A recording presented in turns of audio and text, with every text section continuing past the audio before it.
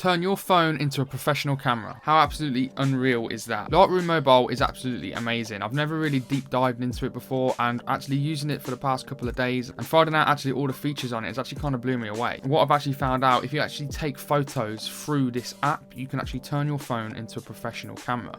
So as you can see on this bottom here, you've got the button here to either add photos, so you can either import from your camera and everything like that. But the button to the right of it actually allows you to take photos from your phone's camera. Now, why don't you just say, obviously, why don't you just go down into the actual camera app and take photos from here? And it's because if you actually take it from here, this is when you can actually turn your phone into a pro camera. You've got all these settings that you can actually change from this app compared to your actual normal camera app. So first, for example, as you can see through here, you've got this option down here. You've got automatic, you've also got professional, and you've also got high dynamic range. Now, what I actually love, like I said, is this professional tab. Now, as you can see, you can change the exposure compensation. So you can go bright, which is ridiculously overexposed, or you can lower the exposure compensation. What I actually think is amazing with this actual thing here is all these other settings. So as you can see, at the minute, everything's on auto.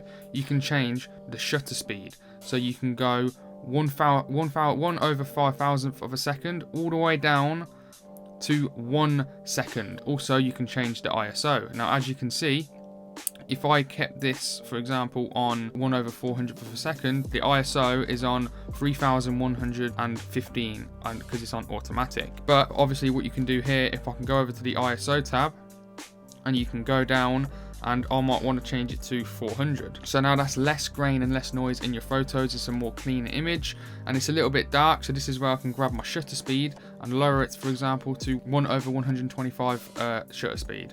So now you're actually getting into the hang of using like a professional camera and using manual mode. The only thing I can't really see here is the f-stop. If you want to go straight into a professional camera, then I really do suggest, before you actually do anything, is that you actually use your phone first to actually practice with, especially with this Lightroom mobile app. It's free to download. You can do all this for free. It will get you into the hang of learning the shutter speed, the ISO, and obviously on here as well, you've got white balance as well. You can change all of that. So you can change the white balance to daylight, you can go tungsten light, you can go fluorescent light, cloudy, and then you can also do custom. So fill view with a neutral surface. This is where you can set your custom white balance to actually set the scene that you're actually where you are. And another setting you can actually use on this Lightroom is if you click on this button here, this is auto, this is manual focus. And would you believe it, you've got focus peaking on your phone as well. So not only can you change the ISO and the shutter speed and everything like that, you can change the focus manually, and it has focus peaking on as well.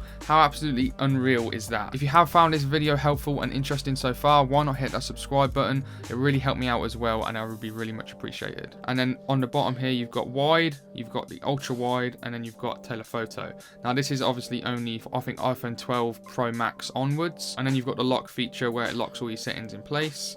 And another cool thing as well, I'm not sure how you do it, but if you go on the bottom right here, these are your presets. I'm not sure how you can actually load these presets to be your presets, but for example, you've got high contrast, flat, warm shadows. These are like the built-in presets on them. So it's pretty cool. If you actually want to play around, you can actually see what the photo looked like before with that preset on. But we're not done there. There's also more options you can actually use on the Lightroom mobile. If you actually click these three dots up here, you've got the aspect ratio. So you can change it to 16:9, you can change it to 3:2, you can change it to 4:3, and you can also change it to 1:1. Now I would suggest sticking with 4:3 because then you can do the cropping in post afterwards. But obviously on here as well, you've got your timer, which I think you can do anyway, but it's nice to have it on this app as well.